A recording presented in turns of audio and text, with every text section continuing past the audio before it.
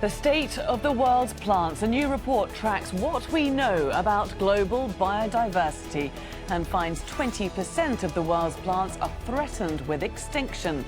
Why should we care? And how should plants be protected in a changing world? This is Inside Story.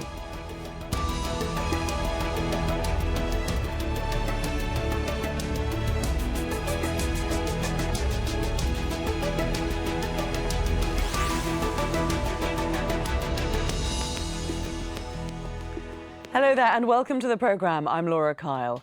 Plants are the backbone of all life on Earth. They produce oxygen and help control our climate. They're in our food, fuel and medicine. Now, for the first time, an A to Z study of the plant kingdom has been carried out in London by the Royal Botanic Gardens. Researchers found more than a fifth of the world's plants are at risk of extinction. The main threats are deforestation, loss of habitat, disease and invasive plant species. The study identified almost 400,000 unique plant species. And it's not all bad news. The report also says more than 2,000 new plant species were discovered last year. So lots for us to discuss today. But first, Al Jazeera's Nick Clark has been to the gardens at Kew in London. After a long, cold winter, the bursting buds and cascades of spring are a natural wonder. Not just stunning to behold, but part of a living process that's crucial to our existence. Pretty much every aspect of human well-being comes down to plants. From food to medicines to processing CO2, plants make living possible. But things are changing. Global warming, population growth and habitat destruction are taking an enormous toll on the Earth's resources.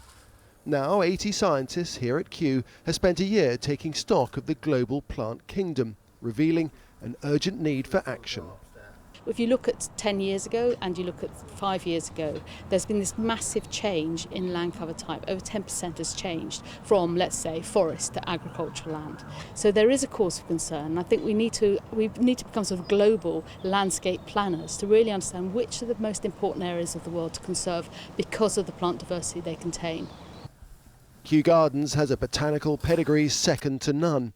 Established back in 1759, there are more than 8 million specimens in Kew's collection, representing 95% of all known plants on Earth. Amongst them, some famous names. Here a sample from Charles Darwin's Voyage on the Beagle, which helped him shape his seminal work, charting the story of evolution. We can know from their expedition reports, their diaries, we can say, right, this person was here at this time and collected this tree. We know this tree is really rare. When we look on Google Earth, it's palm oil plantation.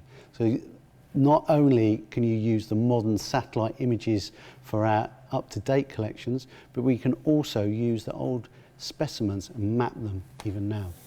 Just like Victorian times, Kew still sends botanists off to scour remote corners of the world looking for specimens. Even today, more than 2,000 new plant discoveries are made every year, adding to this unique bank of data here at Kew. And it's knowledge the report's authors hope will make decision makers sit up and listen. Plants are always the sort of Cinderella of biology in some ways. People don't really care about them enough, and yet how important they are, it cannot be. I can't emphasise that enough. We have to get plants up the global agenda, and Kew really should be leading in that. The report will be updated annually, a vital resource in understanding perhaps the most important element of the planet's biodiversity in a time when climate change is turning the natural order of things upside down. Nick Clark, Al Jazeera, the Royal Botanic Gardens in London.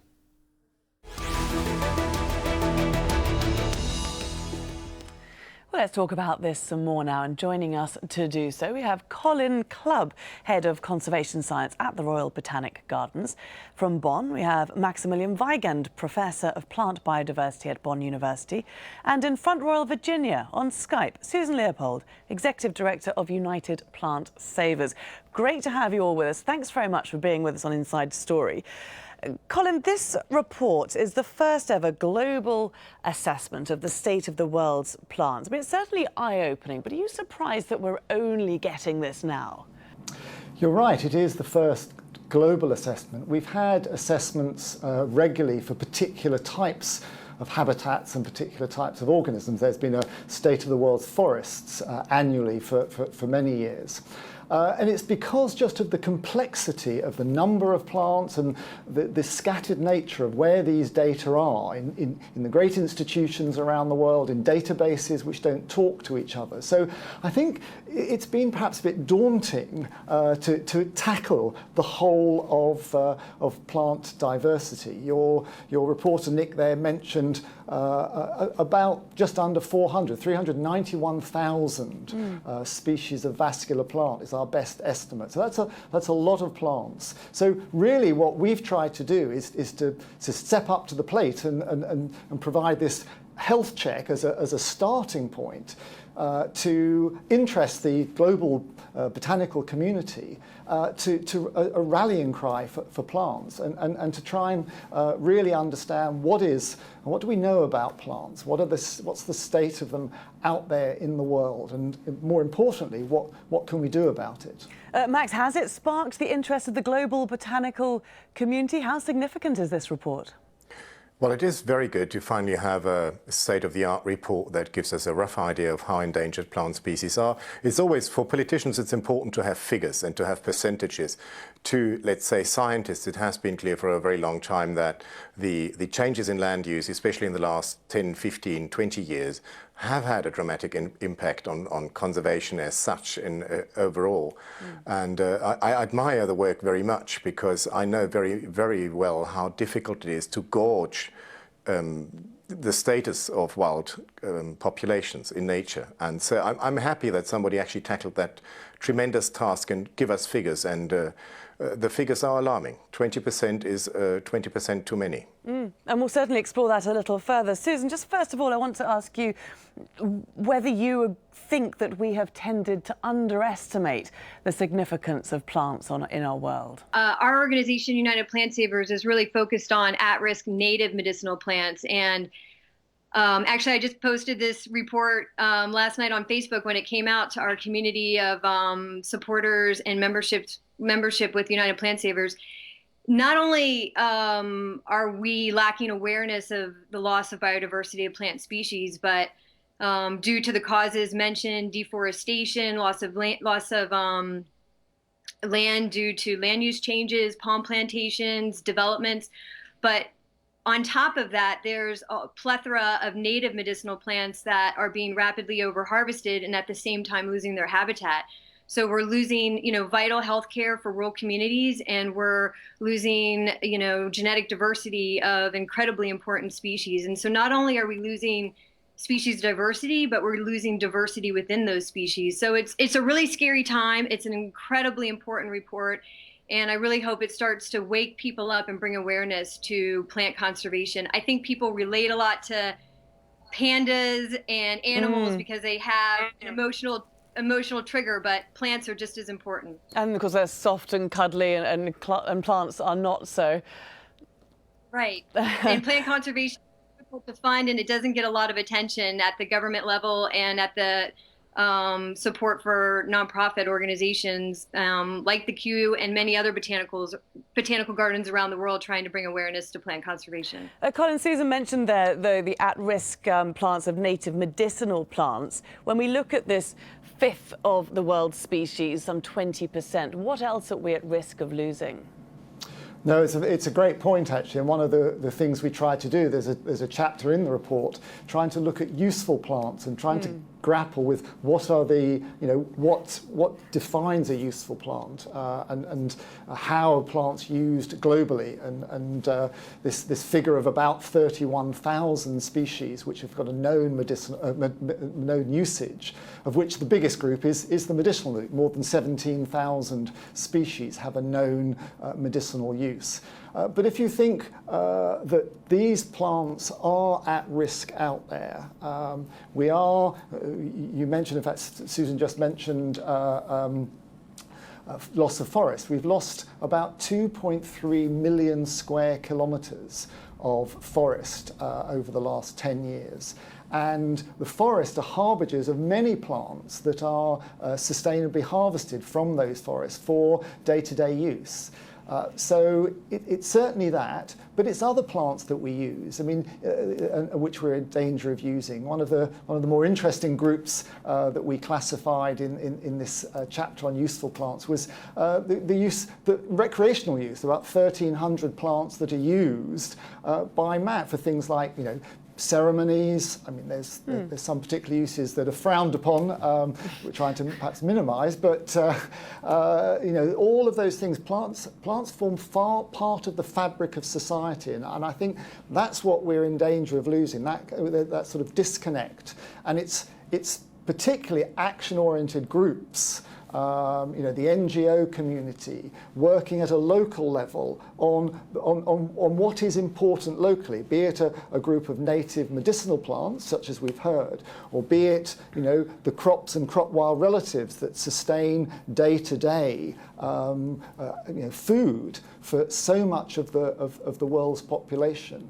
That we need to have measures in place to understand the vital point that they make to our lives, and get conservation active and persuade politicians that we should really take this seriously. Max, the world is so money orientated, isn't it? If we look at one of the main threats to biodiversity, it's agriculture, it's logging, it's the loss of actual habitat. How do you make an argument that a forest in its natural state is more valuable to humans than it is as a field of crops or a field that sustains livestock? Well, it would be easy to take the moral high ground and to simply say, well, the plant species in itself has an ethical value. It has a value that is independent of its immediate use. I tend to think that way. It's very difficult to convince other people of that way of thinking, admittedly.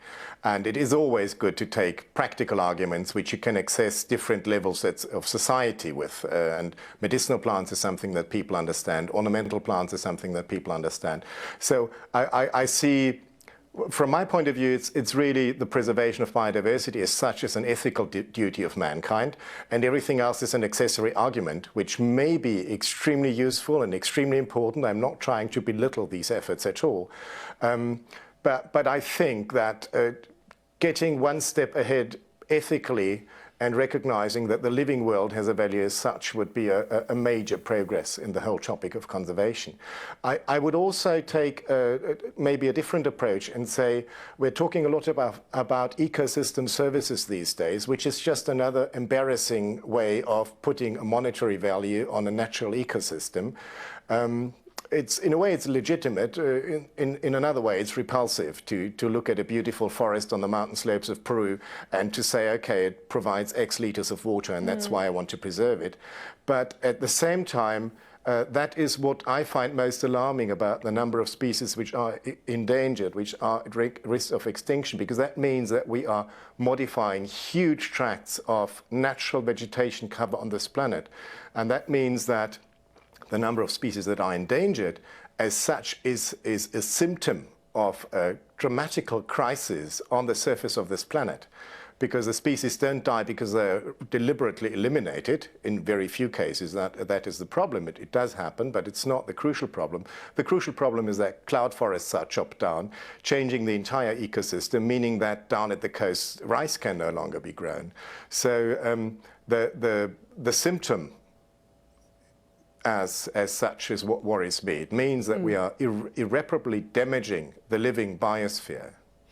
Susan, that is the reality, though, isn't it, as Max mentions? I mean, you have to create these monetary arguments because that's what governments are going to listen to when you're up against agricultural lobbyists and logging lobbyists. What's your sort of experience there in the US? Well, I mean, I think there's a big movement to really look at non-timber forest products and look at that in regards to the forest. So there's, mushrooms, nuts, things that can be harvested to make things with for handicrafts and crafting. There's the medicinal plants if they're sustainably managed. So non-timber forest products are a way to sort of see the forest in a different capacity. And that's really what United Plant Savers is promoting, the forest farming of many of these medicinals in their natural habitat as a way for landowners to not only preserve their forests, but also serve a need of providing medicinal plants that are of value. And really, many studies have shown that non-timber forest products, if they're managed within local communities, support rural economies much better than the quick gain of logging. And often when you have logging taking place, it benefits just a few, and the local communities don't even see the benefit of that, of those funds. So non-timber forest products, I think, are another way to get governments to sort of see the forest in a different capacity instead of selling out to palm plantations and other monoculture endeavors that we lose biodiversity, we lose important habitat, and we lose opportunities for people in rural communities to sustain themselves. Colin, another scheme has been carbon trading, hasn't it? That's been tried in a number of countries, I think in Latin America and in Asia. Are you across how successful any of those schemes have been? Well, this is the thing about trying to speak the language. I mean, what Max was saying about valuing things, and natural capital is a very important thing that is happening. Carbon trading and some of these, there's an initiative called RED, the reduction in deforestation. Carbon trade, it's such a, I don't think there's been a good example where it's worked, and I think that's probably, for me, a step too far. I might not take issue with Max, but with natural capital. I think what we have to learn to do is talk the language of a whole range of stakeholders for biodiversity that we're dealing with. To actually demonstrate the ethical value, to demonstrate the use value, to look at intact ecosystems in terms of how they ameliorate global climates and help offset and mitigate against perhaps climate change issues. But then we have to look at what we're doing ourselves and take individual responsibility rather than expect another economic argument to work for biodiversity. I think, and that's really in this report, I think, why we're trying to highlight how can individuals take much more responsibility for their actions and understand how their actions and some of our own individual decision making has an impact upon the wild species that we rely on for our all sorts of food and the sorts of things we've been talking about earlier. What sort of decision making do you mean there, individual based? I think, in terms of, and it depends what society you're in, but if you say here in London, where we have lots of information about the products we buy, where do they come from? How have they been harvested?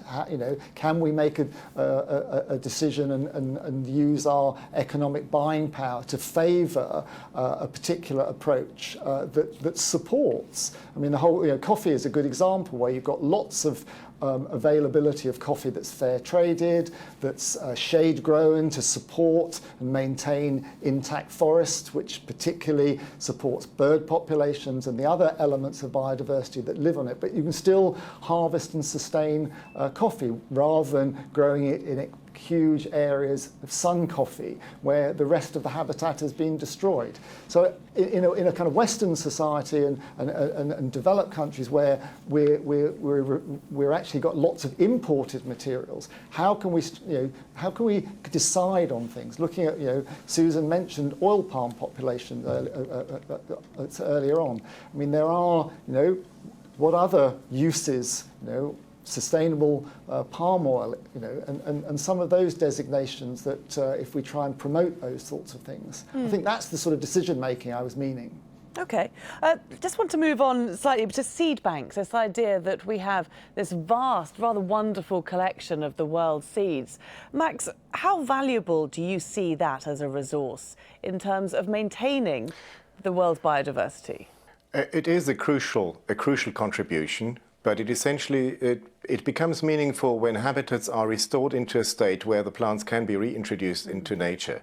And we may have to wait for that in some cases, but I'm extremely glad that seeds sit around in seed banks and species which may become extinct or seriously endangered in nature are still around somewhere to be used, either economically or even better to reintroduce them into nature.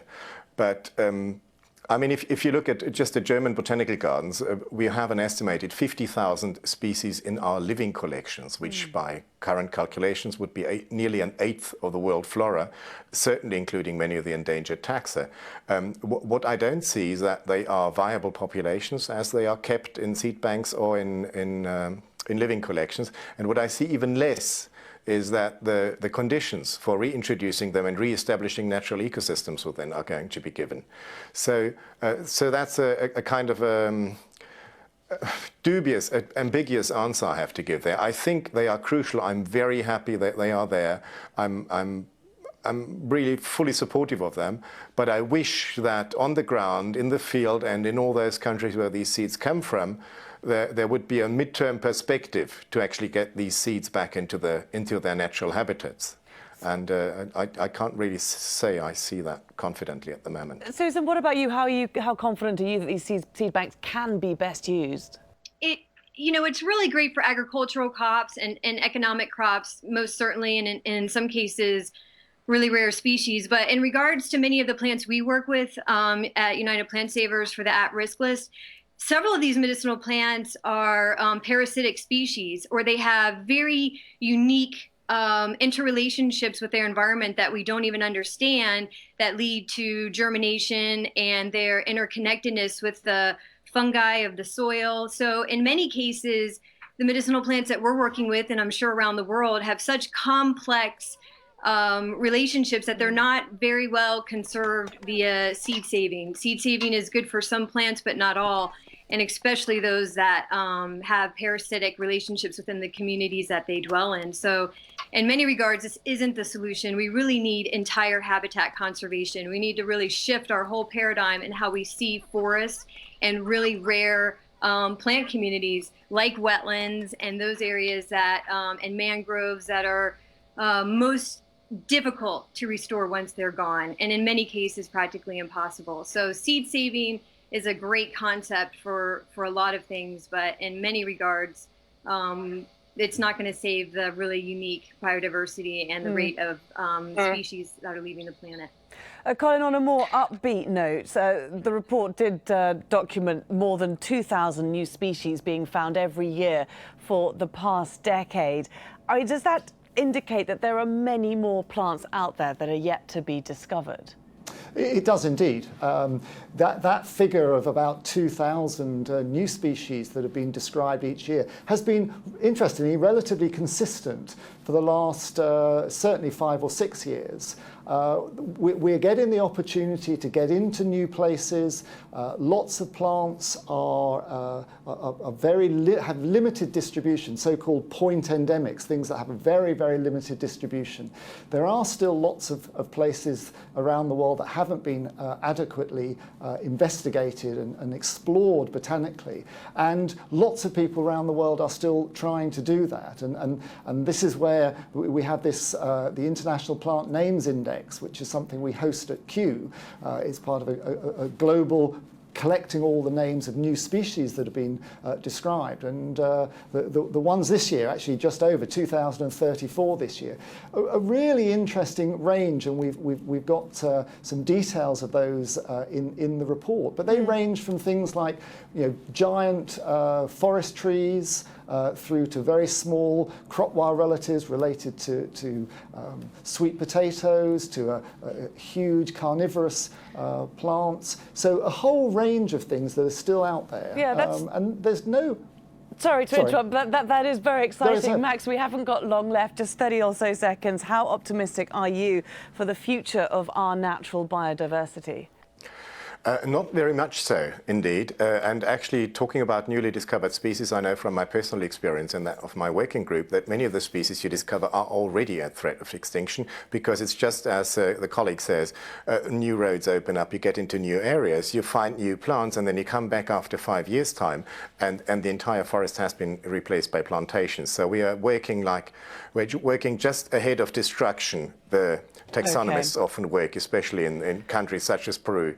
So unfortunately, I can't really radiate much optimism here. Okay, I'm afraid I've been in business now for 20 years. It is a shame that we're not going to end on an upbeat note for such a beautiful subject as biodiversity. But thank you very much indeed for joining us today, all of our guests, Colin Clubbe, Max Weigend and Susan Leopold. And thank you too very much for watching. You can see the programme again anytime by visiting our website, that's aljazeera.com. And for further discussion, do go to our Facebook page, that's facebook.com/AJ Inside Story. You can also join the conversation on Twitter. Our handle is @AJ Inside Story. From me, Laura Kyle, and the whole team here, bye for now.